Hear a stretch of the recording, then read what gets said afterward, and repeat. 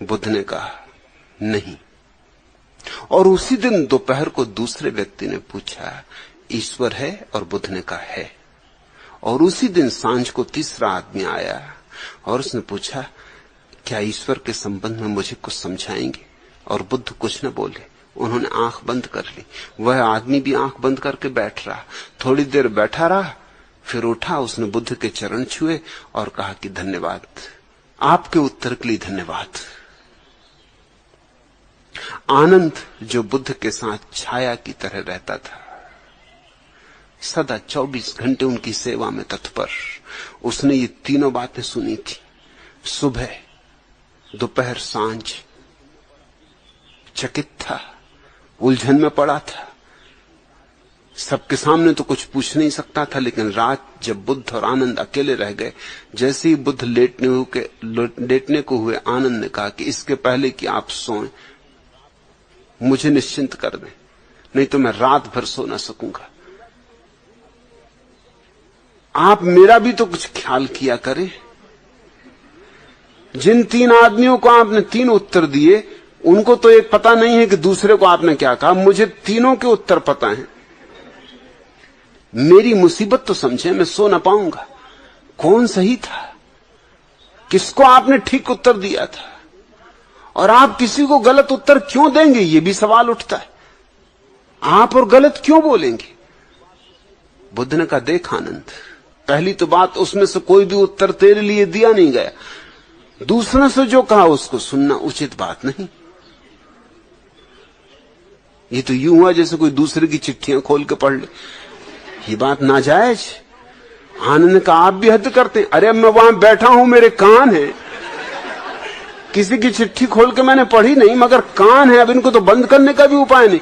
परमात्मा ने भी आंखों को तो बंद करने का उपाय दिया कि मत देखो, कान को खुला छोड़ दिया, बंद करने की कोई जगह ही नहीं। अब मैं करता भी क्या? आप बोलते थे सो मैं सुनता था। मैंने सुनना चाहा नहीं था, मगर सुनाई पड़ गए, और अब जो हो गया सो हो गया, मगर हल कर दें ताकि मैं भी निश्चिंत होकर सो जाऊं। दिन भर उधेड़बुन में लगा रहा। एक से कहा कि ईश्वर है, एक से कहा नहीं है, और तीसरे के साथ चुप ही रह गए।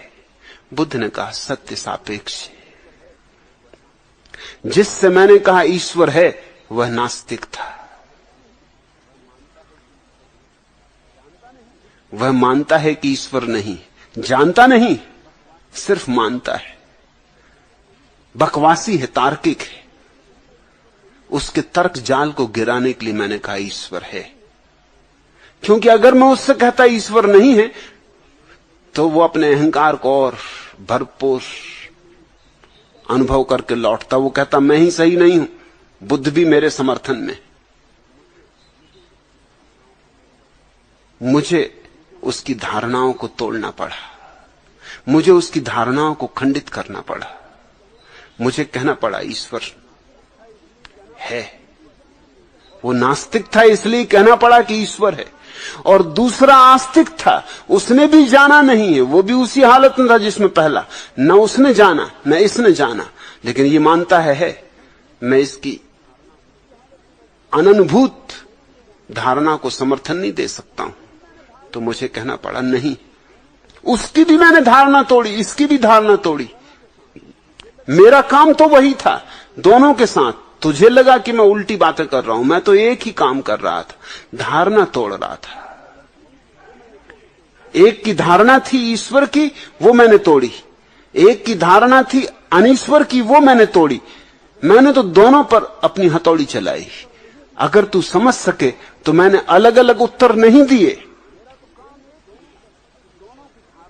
मेरा तो काम एक ही था कि दोनों की धारणाएं गिर जाएं, ताकि दोनों खोज की यात्रा पर निकल जाएं।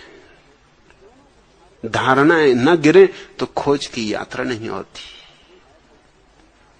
और फिर तीसरा जो आदमी आया था, उसकी कोई धारणा न थी, उस पर चोट करने का सवाल नहीं था।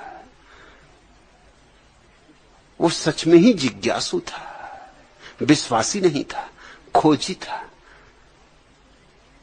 तो मैं आंख बंद करके चुप हो रहा, और वो मेरा इशारा समझ गया। जिसकी कोई धारणा नहीं हो बड़े जल्दी इशारा समझ लेता है। जिसकी धारणा है, अगर उसके पक्ष में कही जाए बात तो जल्दी से छाती से लगा लेता है और कहता आहा। असल में वो आहा अपने लिए कह रहा है, वो ये कह रहा आहा मैं कितना ठीक था, यही तो मेरी मान्यता है। और अगर उसकी धारणा को गलत कहा जाए तो एक तो वो सुनता ही नहीं, इंकार ही करता है, भीतर कहता है कि नहीं ये गलत, भीतर ही नहीं घुसने देता। और अगर घुसने भी दे तो उसे अपना रंग दे देता है, अपना ढंग दे देता है, किसी तरह तोड़ मरोड़ कर लेता है, विकृत कर लेता है। लेकिन इस व्यक्ति की कोई धारणा न थी जो सांझ को आया था। ये बड़ा निश्चल व्यक्ति था, बड़ा निर्दोष, बड़ा जिज्ञासु। मैंने आंख बंद की, वो इशारा समझ गया। उसने पूछा था कि ईश्वर है या नहीं। ये उसका प्रश्न सच्चा प्रश्न था, प्रामाणिक प्रश्न था, कोई पूर्वाग्रह न था।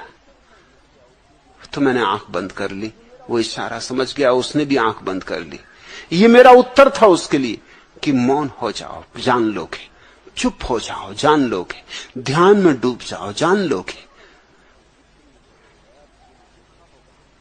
और इसलिए जब वो गया तो तूने देखा होगा आनंद कि वो धन्यवाद देके गया कि आपने जो उत्तर दिया उसके लिए अनुग्रहित हूं। और बुद्ध ने कहा, आनंद बुद्ध का चचेरा भाई था, दोनों साथ साथ बड़े हुए थे। आनंद बुद्ध से उम्र में थोड़ा बड़ा भी था और साथ ही पढ़े थे, साथ ही खेले थे, झगड़े थे। दोनों को घुड़सवारी का शौक था। तो बुद्ध ने कहा, तू भूल नहीं गया होगा आनंद, हम दोनों को घुड़सवारी का शौक था।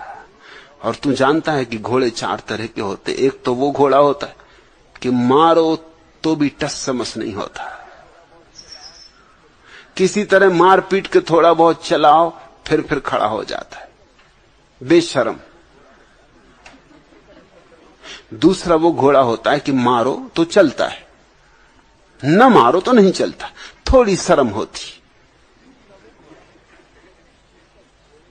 तीसरा वो घोड़ा होता है, मारना नहीं पड़ता, सिर्फ कोड़े को फटकारना पड़ता है, सिर्फ कोड़े की आवाज, चटक पर्याप्त है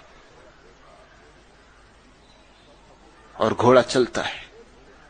और चौथा वो घोड़ा होता है, उसे घोड़े की फटकार, कोड़े की फटकार भी देने की जरूरत नहीं,